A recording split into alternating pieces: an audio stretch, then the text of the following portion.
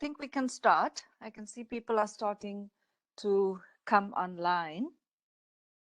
And just to say good morning or good afternoon to people who are in different time zones.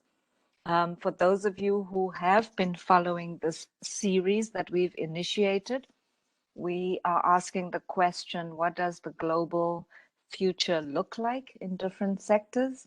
And we've invited different speakers on different topics. So, for example, some of you who have been following this know that we've spoken about land use, the future of agriculture, etc. Next week, we'll also talk about climate change. But as we know, climate change is the overall chapeau. My job today is to moderate and facilitate this particular discussion. And before I introduce Joanne Yawitch from South Africa, just to remind all of you, what we're hoping to get out of this is the following. The International Resources Panel is going to produce its flagship report, which we call the Global Resources Outlook. And the questions that we ask ourselves and the questions that our experts ask is, what should we be doing as a global community when it comes to managing the world's natural resources? So what does that outlook look like? And that is why we are trying to imagine, as I say, what does the future hold, so that our scientific experts can start doing their modeling. For this session, which is focused on business and innovation. So basically, what's the role of business? What's the role of innovation in helping us understand sustainability, in helping us understand how to manage our natural resources in a way that is impactful, but also does not lead us to degradation in terms of environmental issues, but also socioeconomic issues. And so for this particular session, we've asked Joanne Yawitch. She's the Chief Executive Officer of the National Business Institute in South Africa. She can say a little bit more about what that institute is doing. But Joanne is also extremely well versed in environmental issues, given her previous positions where she was special advisor to the Minister of Land Affairs, and then most recently, before she became the Chief Executive Officer, she was the Deputy Director General for Climate Change in the Department of Environmental Affairs in South Africa. So Joanne has also worked with the UN on business and sustainability issues and innovation. So today we want to hear from Joanne. How does she imagine the role of business and innovation in the context of sustainability, in the context of managing our natural resources? And as I say, our objective is to be able to take away some concrete questions that we can then feed to our IRP experts who are going to be doing some modeling looking forward. So Joanne, welcome, and thank you for taking this opportunity. I'm going to give over to you, Joanne, and then just the normal housekeeping rules. For those of you who've been following us, we will make sure that you can ask your questions in the chat. We have somebody who's going to monitor that, and then we'll feed those questions back to Joanne. And as you know, this is also being recorded. But Joanne, welcome, and over to you. Okay, thank you. Thank you. And it's a great honor to be here. And hello to you, Merlin, and to the rest of your team, and to everybody who's listening. I feel very honored to be able to talk for a short while here this afternoon. I'm going to talk about a set of issues that are very close to my heart. I suppose, and to the DNA of my organization, things that we have been very passionate about for a very long time. My organization, the NBI, is nearly 26 years old. It was formed by President Mandela to find a way, in order that there was a vehicle and a platform through which business could interact with the new democracy and find ways to support a set of initiatives that were to the benefit of society. And that has remained our mandate throughout these 25 years. Through a set of different content areas and issues. And I think that in the context of this panel and that the issues that it is looking at, one of the areas that we work in is really to look at climate change, energy and water. And I'll focus some of my comments today around the work that we do and I suppose the underpinnings in terms of business and innovation. So I think for a bit of background and context, I think that the COVID-19 pandemic that we are still sitting in the middle of, I think has ironically, it's a global health pandemic, but I think that it has really brought focused global attention on the interaction between humanity and its natural environment. I think that a lot was said in the beginning of COVID about how if we abuse the environment and if we don't respect the barriers between the natural world and the human world, that there are all sorts of unforeseen disasters that are ready and waiting to happen.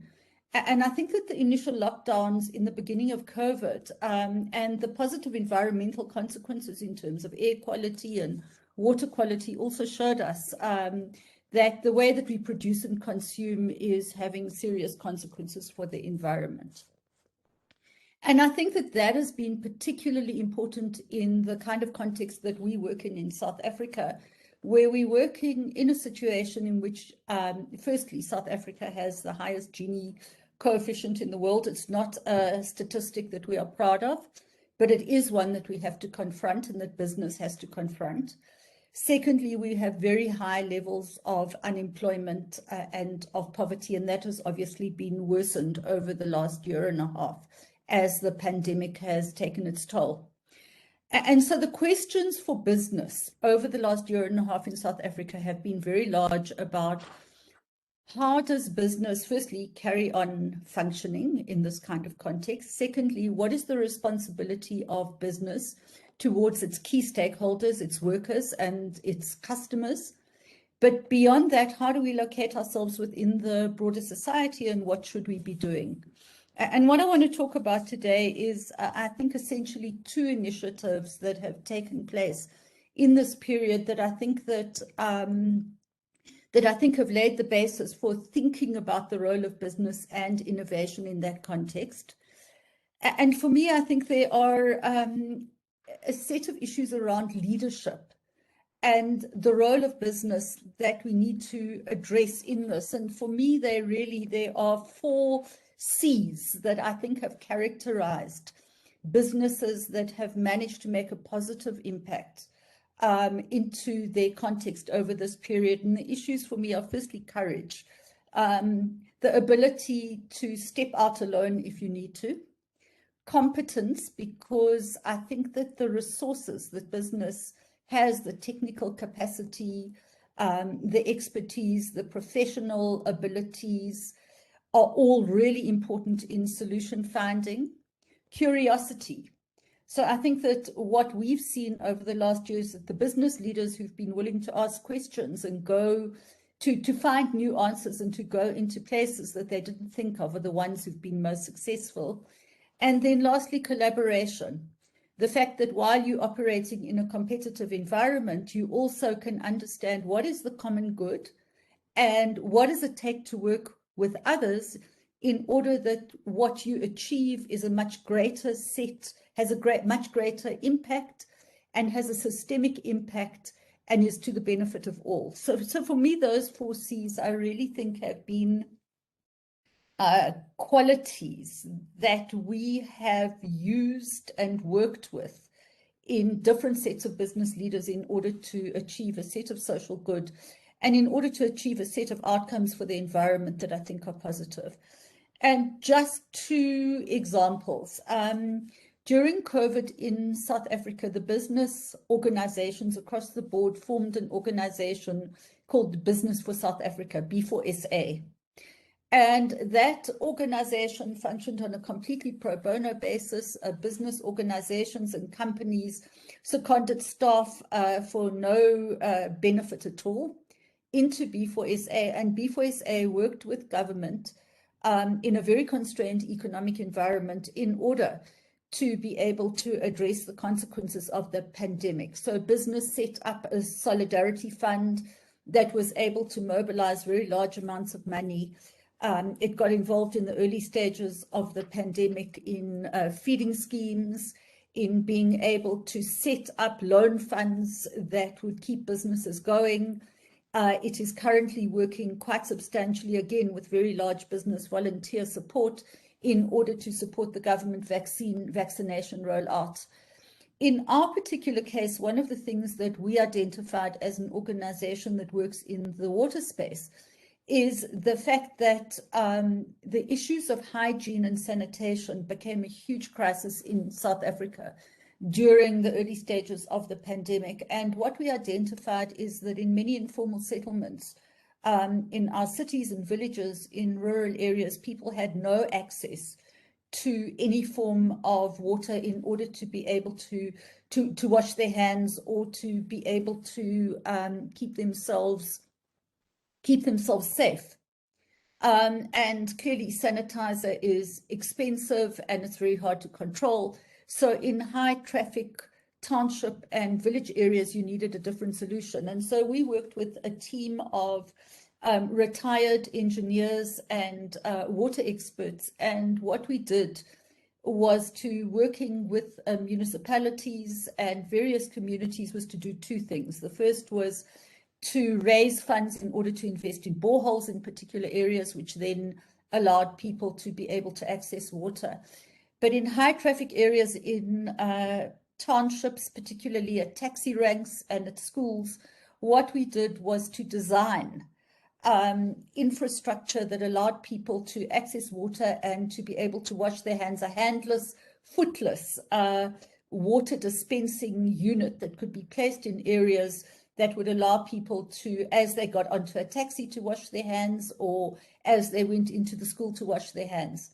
And I think the significance of that is there's a public health benefit. But what we had in the beginning of COVID in South Africa was a situation where many schools closed and the lack of water meant that they remained closed.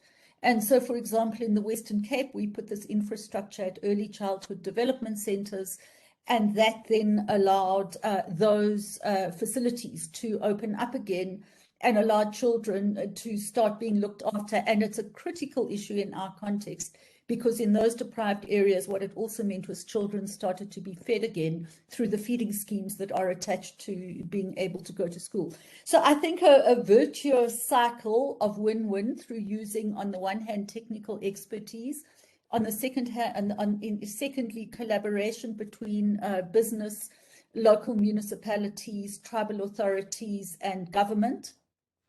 And then lastly, the willingness of business to invest financially in rolling out something that had a pure public benefit and public good, in order that as a country we are more able to successfully address the pandemic.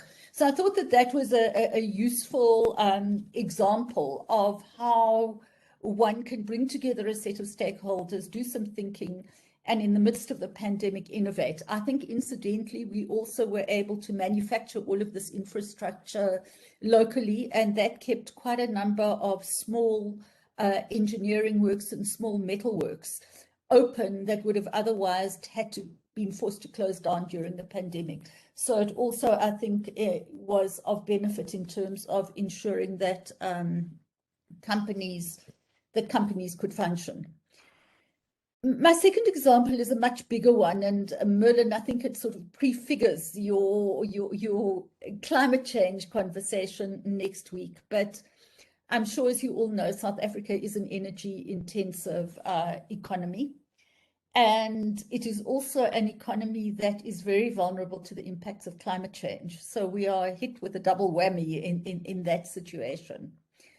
And the question of how energy-intensive economies transition towards a clean energy future and towards net zero 2050 are conversations that have happened in a very abstract way in South Africa in the corporate sector up until now. And what we have done over the past year is to take, I suppose, advantage of the COVID context and the fact that people are working from home to try and find ways to bring the leaders of business in our country together and the leaders of the high emitter industries together, to think in new and different ways and to work in new and different ways in order to be able to define the possibility of what net zero 2050 sectoral targets could be for South Africa. And so we have embarked over the since July last year on a project to look at the just transition in South Africa and to define sector pathways. And what we did was to use these issues of courage, competence, curiosity, and collaboration to firstly create a CEO champions group of CEOs who were willing to explore the subject and willing to go where they hadn't gone before. Secondly, what we were able to do was to mobilize their technical experts in order to be able to take advantage and understand the information that sits in companies. So to use companies' own information and to be able to bring that information together with a set of stakeholders from academia, from research institutions, from civil society, working together in order to look sector by sector at the economy and look at decarbonization pathways. And then lastly, out of the conclusions that we reached, and I'll come to them just now, to look at the possibilities for collaboration in such a way that you're looking at very, very big investments that could take place in the society that would trigger a change at a pace and at a rate that would benefit everybody, but that wouldn't be possible without cross-company, cross-sector collaboration. So we've done that work. We are still involved in it. We've looked at the energy sector. We've looked at petrochemicals and liquid fuels. We've looked at the gas sector. We are busy looking at agriculture, forestry, and land use at the moment, and then we'll move on to transport, and have done it all in the context of the just transition. And in that process have also brought together the companies that are involved in the coal value chain, to talk to them and to allow them to share their experience of how they are interacting with their communities and workforces and stakeholders in order to prepare for a future where their prime product is in fact going to be phased out, and to start to look at those.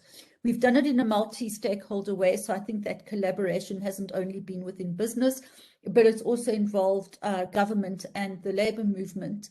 And we are now bringing that work as a business piece of work to our Presidential Climate Change Coordination Commission as an input into a broader national effort and into what we would see as being a green stimulus recovery. So I think that ultimately where we see this going, I think, is a very strong focus on the potential in South Africa for a greater and faster renewable rollout, the potential of the hydrogen economy, looking at how our mining economy can start to look at new commodities that are going to be needed worldwide for the new kinds of interventions that are going to be needed, as well as looking at new possibilities in terms of the security of our food and water sectors. So I think, Merlin, maybe if I can stop there and see whether there aren't any issues that you might want to raise. But I think it does give a sense of the kind of work that we've done over the last year and our approach. Maybe just to say one more thing, which is that we've noticed that there is a renewed conversation around ESG that has emerged internationally in the last year. And I think that it is really, really important that that is seen as something maybe in an SDG context on the one hand, but in terms of what is the world going to need from business into the future, that it's seen as a conversation that is not a side conversation, but as a conversation that sits completely core to strategy. And I think that's where we've been coming from over the last year, to say these things are now central to a sustainable future for us all. Absolutely. And I know we're going to get some chats, Joanne, from my colleagues, but just to start where you've ended, which is a great end, where you said, what will the world need from business in the future? Especially with regard to, as you called it, a renewed conversation around ESG, environmental safeguards, etc. And as you say, you think that that is where we all need to be landing. But then you've also made us think, or at least me think, about this question about sustainability and what does it mean for business. And you've said the 4 C's: courage, competence, curiosity, collaboration. We can come back to whether that applies only to South Africa or it applies globally, or etc. It probably does mean a lot globally. The examples that you've given, very powerful, about how the organization that you are the head of focused during COVID on the issue of solidarity and what does that mean for people who are marginalized and people, as you say, who live in townships or villages. And you mentioned the example of water and sanitation and bringing in retired engineers. What I was interested in is, I wonder if those examples would take us beyond COVID, right? So is that something that you can continue to do even after COVID? So that's just my question, but I'll wait for people in the chat to ask questions. The other interesting thing was where you said CEOs that you deal with are also thinking about the just transition, especially how do you transition to 2050 net zero? Big ask, and you've given those examples, and then you've spoken about what I think are the most difficult questions, not just for South Africa, but also for countries who have these sectors. You spoke about talking to the petrochemical industry, the mining industry.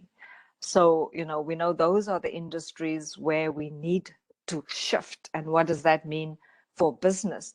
You seem to say that there is an appetite for CEOs that you work with who understand, at least in the long term, why it's important to address this. And then lastly, my takeaway was where you spoke about the just transition and the issue of inequality, which is also an area of research for the International Resources Panel. It's something that it's a research topic that's ongoing right now. So what does that mean? So it's good that you've mentioned that. But I just want to give over to Ainoa or to Maria Jose, and to see if we have questions for Joanne based on her introduction. Hi, hello, Joanne. This is Maria Jose. We do have a couple of questions, now 3. The first one is from Vera, and she's asking what incentives are needed to help businesses in developing countries implement resource-efficient technologies, circular business models, and what actions or assistance are required from international financial institutions or developed countries for this. The second question we received is from Niels. It says, what is your opinion on cryptocurrencies in the light of a more climate-friendly investment and business sector? And actually, I think those are it for the moment. Okay, thank you. Maybe let me start off by answering the one question that Merlin also asked, which is really the question about whether or not we are carrying on, or whether the program where we used retiree skills is something that can be taken forward. And yes, it can. And we are involved. One of our programs is something called Technical Assistance Mentoring and Development Program. And what we do is work with the banking sector and our business leadership organization in order to mobilize retired business capacity and put that into government institutions that require it. In particular into municipalities, because there are many problems in South Africa with the level of service delivery by municipalities. And so we put in, whether it's engineers or asset managers or people who are capable of setting up billing systems. It depends on the need. We do that work.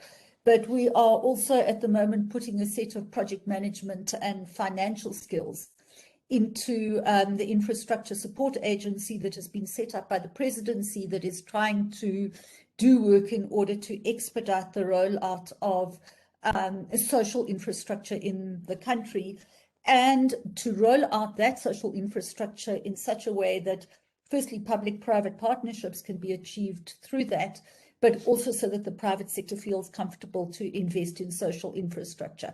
So I think that, yes, it's a really important thing to look at what are the capacity. The business sector has significant resources and capacity, and mobilizing it for the broader society, in our sense, does bring a set of benefits back to business itself. Then in terms of incentives to help business in developing countries, I think that certainly as we move towards COP26 in Glasgow, this issue is going to become a central issue, and I would imagine a central element of any agreement that gets reached in Glasgow. And I think it's in part about, for me, about the recognition, and it's a difficult recognition, that in developing countries, there is our history and our economic structures really come out of histories of colonialism, essentially, and the dirty nature of our economies, and the fact that they are primarily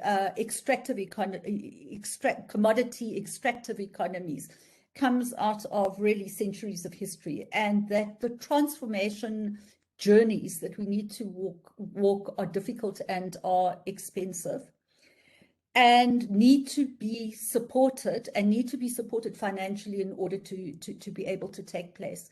Now, part of that can happen through the kinds of finances that can be mobilized by businesses off their balance sheet. But there are certain big things that need to happen that really does require international finance, and I suppose a friendly financing environment for developing countries. So, for example, for South Africa, one of our big opportunities in terms of clean energy transition is to invest heavily in the hydrogen economy.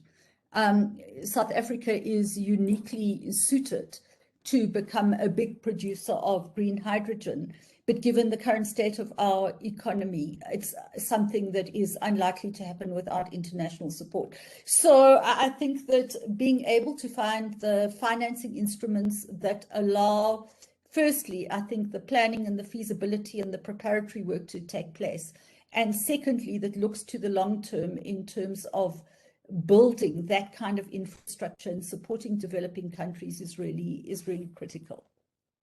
On the question of cryptocurrencies, I am afraid I am the least equipped person to comment on that. I'm sure there are many people on this panel who are probably better and more informed than I. I wouldn't even go there. So I apologize, but it's not anything that I feel that I could comment on.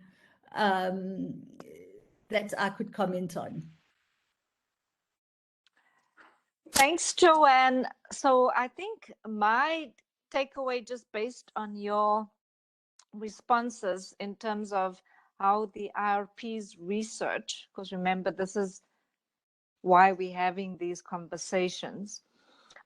You've just reminded us that the IRP's research area, which is focused on extractive industries, for example, and transforming that and the financing of that.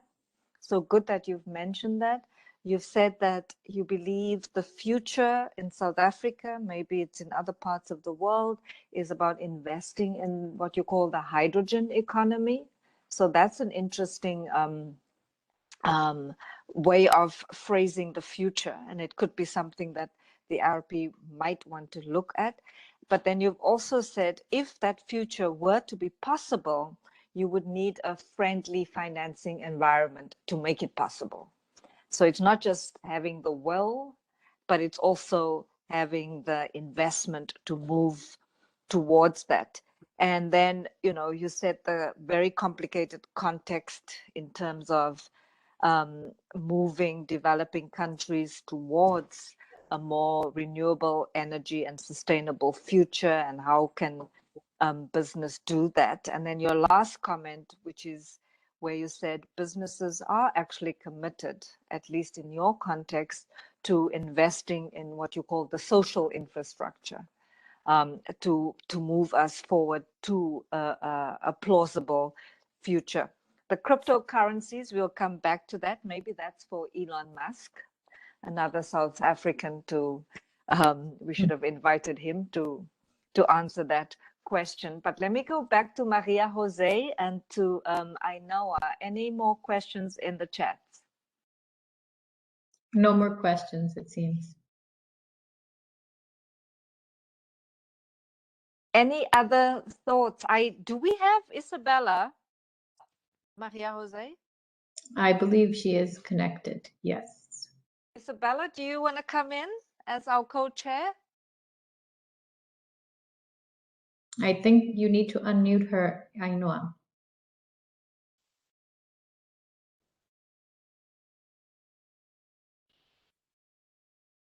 So Isabella is our co-chair. She's the former. There's Isabella. Can you hear Isabella, me? I can hear you. I was just introducing you, and I was just saying that you are co-chair, and you obviously very well known as the former Minister of Environment from Brazil. And I thought you should come in. Sorry to put you on the spot, Isabella. Over to you.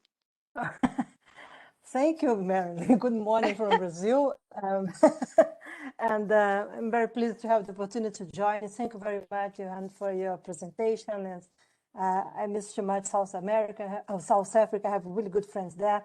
And I remember that we have really good initiative and basic group, Brazil, South Africa, India, China, concerning climate change arrangements, and also how we together come to reach Paris Agreement. And exactly based on this experience consider the political world and the government world, I do believe that to have an opportunity now, consider this new momentum of climate change, not only to put in practice Paris Agreement, but as you mentioned, how important you go this new race for net zero, and indeed how emerging economies will come together or not. In my opinion, should come together, consider business, interest and strategic perspectives, and how we can, in your opinion, if it's possible that we can think strategically to bring business players together, considering this common understanding of net zero emissions by 2050, and indeed what are the key areas that we can come together consider business leadership. For example, land use is not only energy. I know that energy is critical, energy mix is critical for South Africa, but as we mentioned, we have water crisis. And also we need to understand better how we can use the natural resource assets that our countries own. And in my perspective, I do believe that land use agenda is absolutely critical for us and also for business.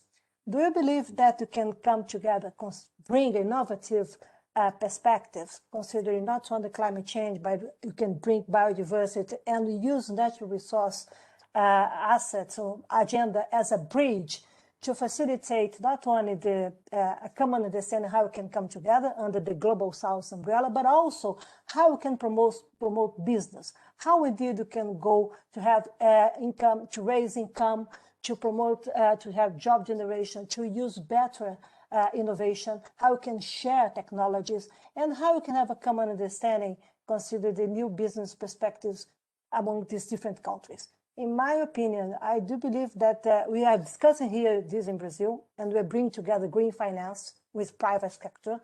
And it's very clear that what's happening in Brazil, that not only consider the government indeed, but in private sector, you will play more with more ambition because of climate change than government today. It's a tricky situation, you know this, but I think that try to answer your question, what the world wants from or needs from the business for the business leaders is more than what you want, what you can share. Okay, and in my feeling, we have co-responsibility, and we need to provoke new roles from private sector, not only to promote business, but to stimulate humanity or humankind to move faster on climate change and biodiversity protection. So, do you think that is possible, consider land use and water as a critical issue? Okay, that we can bring things together and to promote or to share vision, consider business participation, business engagements, and come together, for example, in land use like agriculture and food security, food safety, and food stability. Indeed, how we can bring things together, how private sector can facilitate the countries to be closer, the societies to understand better the role of the consumers to use better natural resources. This is something very important for us because it's how we can communicate very clearly and easier also with population and societies around the world, and how business leaders will indeed play as a bridge, as a powerful influencers to change faster and sooner, in my opinion. Do you think that you can have this, be provocative to bring business leaders together in Green Global South initiative, to make clear that not only we need financing, but we need a new understanding how we can be together and how we move together, consider climate change and biodiversity challenges in this century. We cannot forget that we're not changing in generation. We are changing, we have a new eras, climate and digital ones. So it's very important, new ages. It's very important that we can try to have a common understanding among us and consider the developing world and how business leaders will bring society together or to facilitate that we can be together. I'm sure that International Resource Panel is absolutely dedicated to know more, to learn more about these new political and geopolitical arrangements that are coming, considering the emerging economies, the developing world, and how climate change, the geopolitical arrangement of climate change and biodiversity protection will play a strategic influence, if I can use this expression, as an influencers for the business and also the new way to produce welfare. Let me know if you can do this. I'm very curious because we're working hard with this in Brazil, in South America also, to understand better how we can come together. I'm sure that we can come together again as we did in the past with the basic group. Thank you very much, Marilyn. Thanks, Isabella. And we can always rely on you not to ask the small questions. You've asked like the big question, right? So it's geopolitical, the role of emerging economies when it comes to managing the world's natural resources. But thanks for that very big picture question. So, Joanne, you are on the spot. Okay, so the short answer is yes, we can. And the longer answer is going to come from two, I think, let me talk from two perspectives. I think the first perspective is, like Brazil, South Africa is one of the world's mega diverse countries. And that is something that is a huge asset.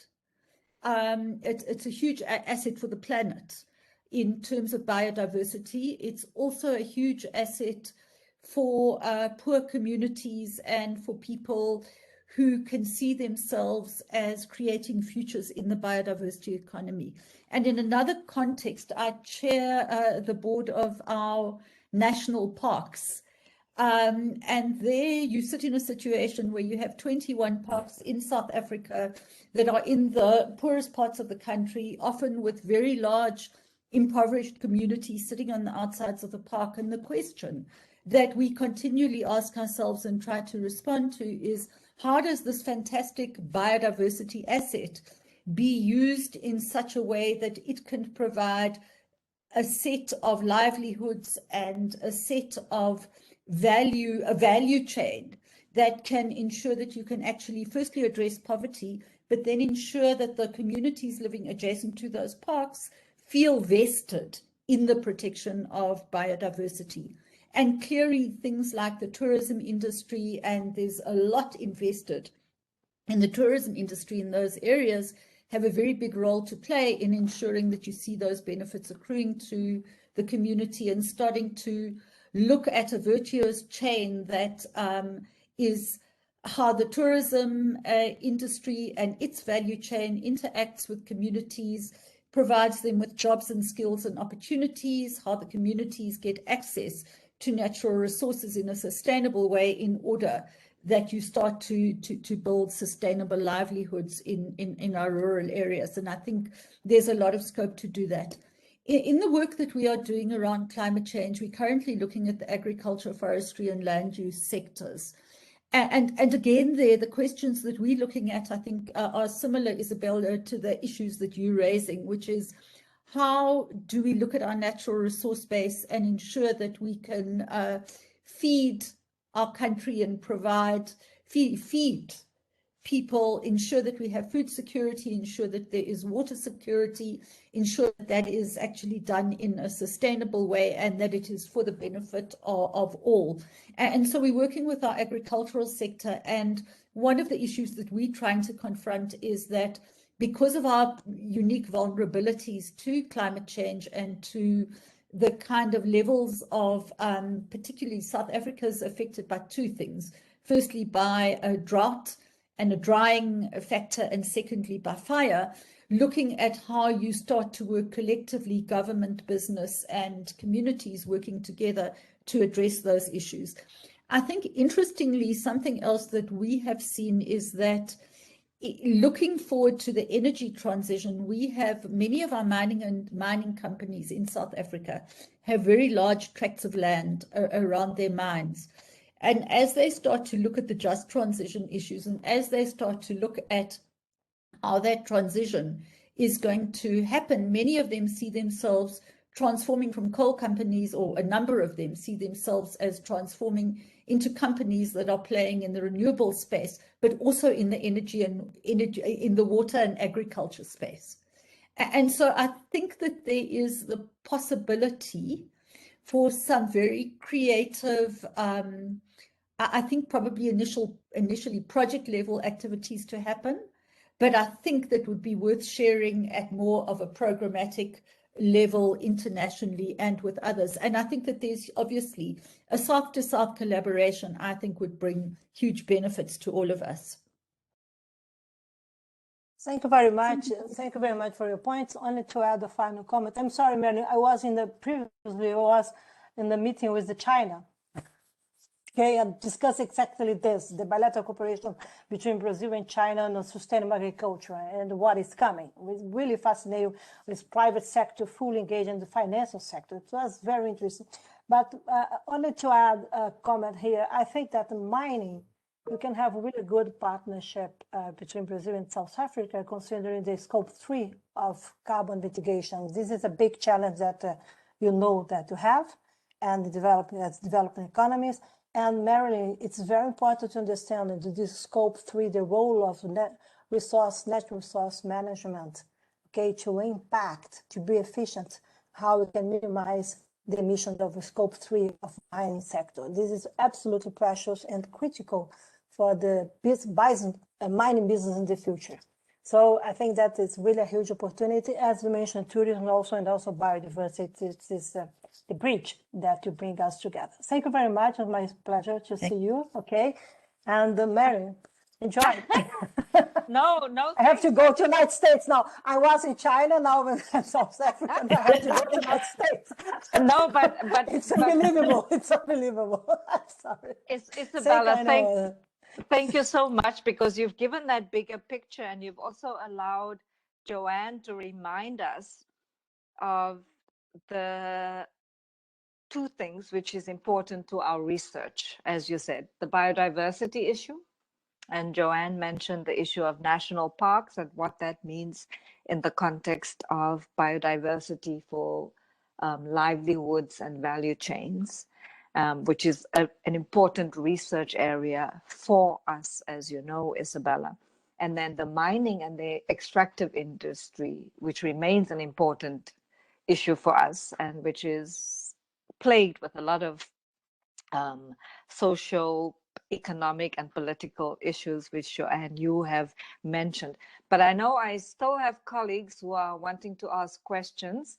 I can see you, Ainoa, and I can see you, Maria Jose. Maria Jose, you go first. Yes. Okay. Then I know maybe she wants to raise her question. I have two questions, one from Vera and one from myself. Vera is asking, how can global value chains help local businesses in developing countries introduce sustainable business practices?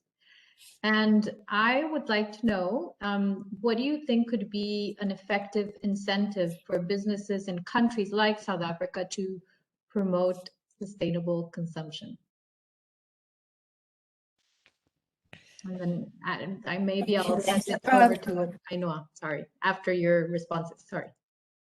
Okay, I think that clearly, how can global value chains assist with sustainable production and consumption? I really think it is about demand, and I think, having witnessed the kind of conversations that our business leaders have had over the last year around the climate change issue, I think there is an increasing sensitivity to what is happening more broadly internationally, and to be able to say that, and to look at the extent to which those trends are followed in South Africa. So, for example, in our agriculture conversation, one of the big questions that has arisen is that a shift away from animal protein internationally, what does it mean for our country? What does it mean for our farming practices? What does it mean for how we want to use our land-based resources into the future?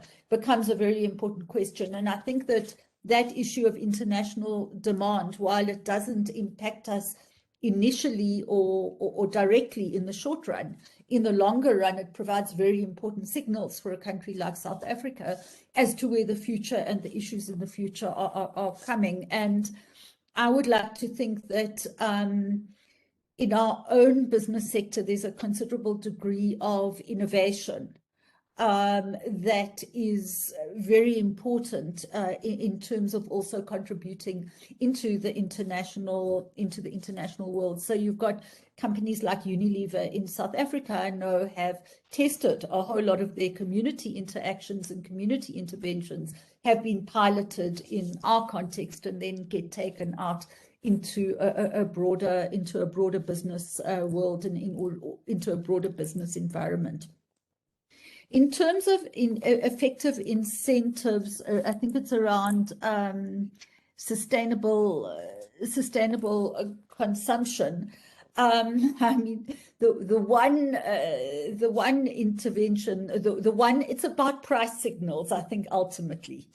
And I think that we've seen that very clearly in our country around energy efficiency. So, for reasons that are not good at all, the price of electricity in South Africa has risen 600% over the last 10, 15 years.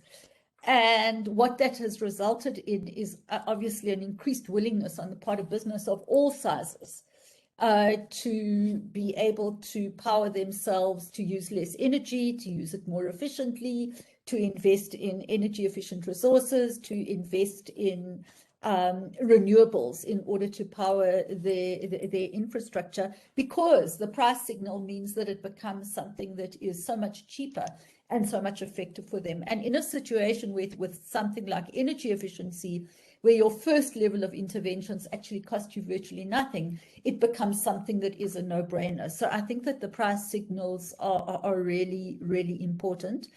I think that the second issue is the issue of non-financial incentives, so disclosure. So, for example, we work with CDP on water disclosure in South Africa, and I think the very first line around good natural resource management is to measure. Once you measure, you manage. And having seen the journey that water is cheap in South Africa, and at this point in time, it's increasing in price, but it is cheap. But having seen the response of companies when they start to measure their water consumption, and then moving into a drought when we were approaching day zero in Cape Town, seeing how companies started to look so much more carefully at where that resource was going, and then started to put in place plans that would ensure that they used it much more carefully. I think it's those kinds of things that really do start to make the difference. So what you measure, you manage. And in our experience, that has been a very, very powerful tool to work with in the business sector in our country. Thank you. That was super clear. Do you want me to hand it over to Ainhoa to raise her question? Yes, please, Maria Jose. Ainhoa, please go ahead. Yes. Hi, Joanna. Thanks a lot for the interesting presentation. I heard that you mentioned some opportunities for businesses in South Africa to make the just transition and the transition towards sustainability. And I think it would be quite interesting to hear what could be the key risk for businesses not to make this transition, and how could this risk be managed? Okay, so I think it depends very much on where businesses are located. But if you look at there's a big risk.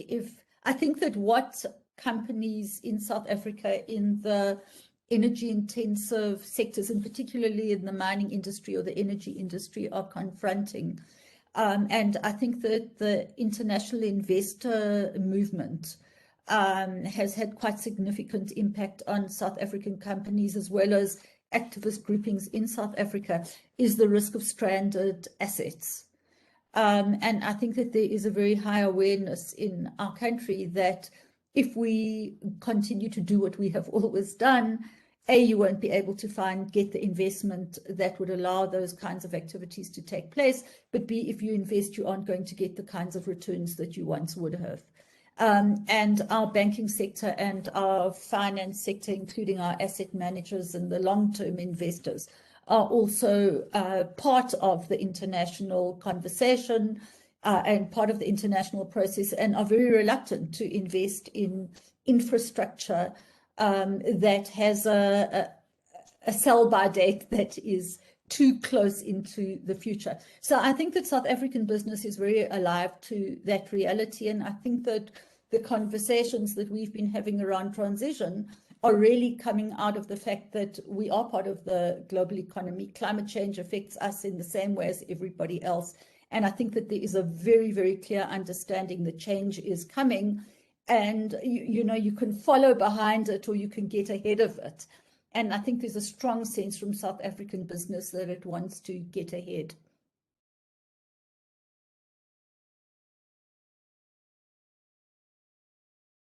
Excellent. Maria Jose or Ainhoa, any questions in the chat before I summarize? No, no more questions in the chat. So just to summarize, and again, probably by mistake, you've taken us back to the issue of how globally connected business is when it comes to understanding the transition towards sustainability. And more importantly, you've mentioned the role of the banking industry and that particular class of stakeholders.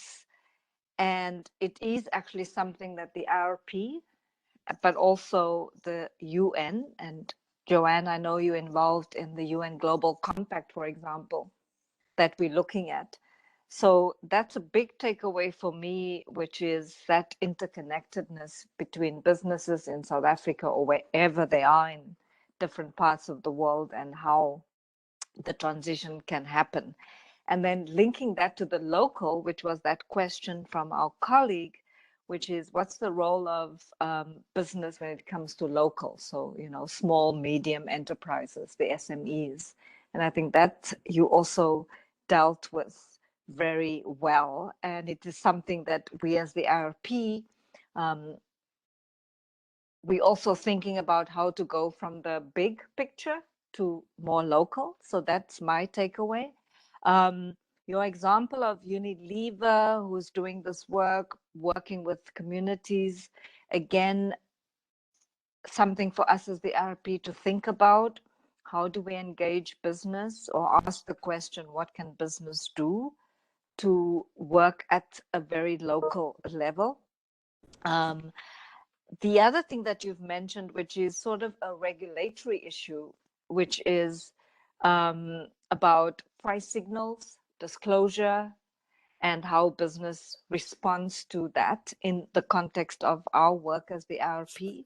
And you've mentioned this several times, that if you are able to measure the way you manage your natural resources, you can then get to the point that you want.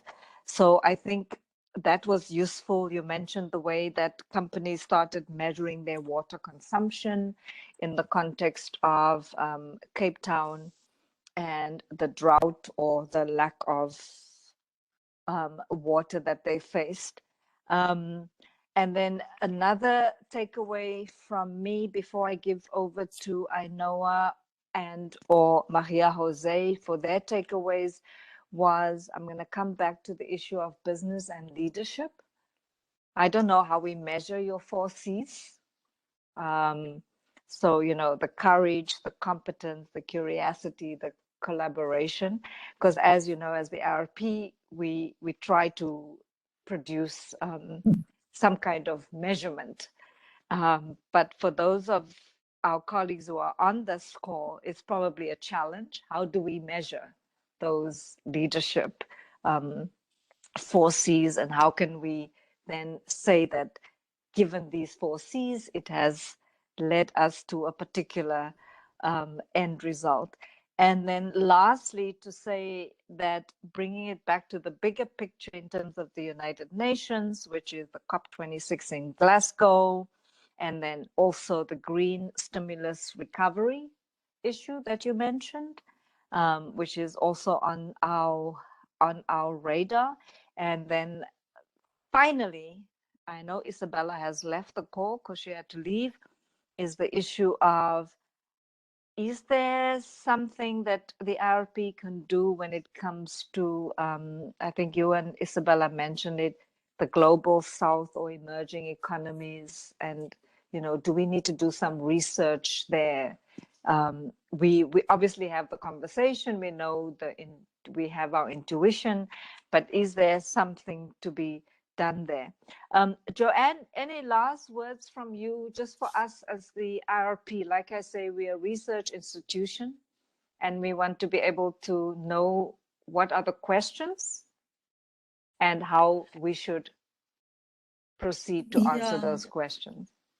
I suppose just one issue that I think is really critical, which is this issue of how our natural resource base can most effectively support poverty alleviation measures in developing countries, and what is required to really make that successful and to let that happen at scale. I think that is a really big question right across the developing world, because millions and millions of people scratch a living or a very inadequate living from the natural resource base, but it's nothing that enables them to build a sustainable future.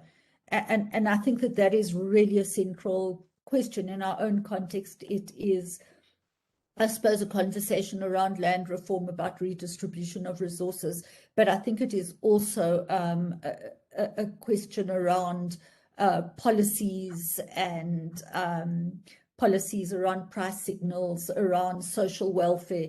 It's a big question, but I think it's a really critical one.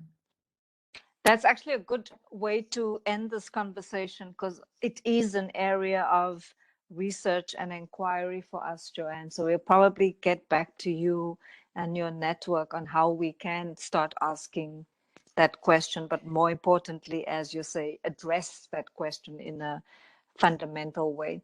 Maria Jose and Ainoa, any last observations from your side or any last questions on the chat?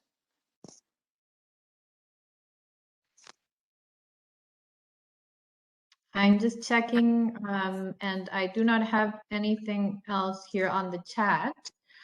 Maybe I was just wondering from my side, on when we're talking about measuring, we see a lot of different methodologies and a lot of different initiatives, particularly in the business community, to measure things. What do you see should be the role of government to actually maybe have one measurement, or to actually develop that methodology or centralize it? Because it does cause some problems when you're trying to compare, even as a consumer, but also from the government side. Okay, so I think the view of South African business would be that they overmeasure.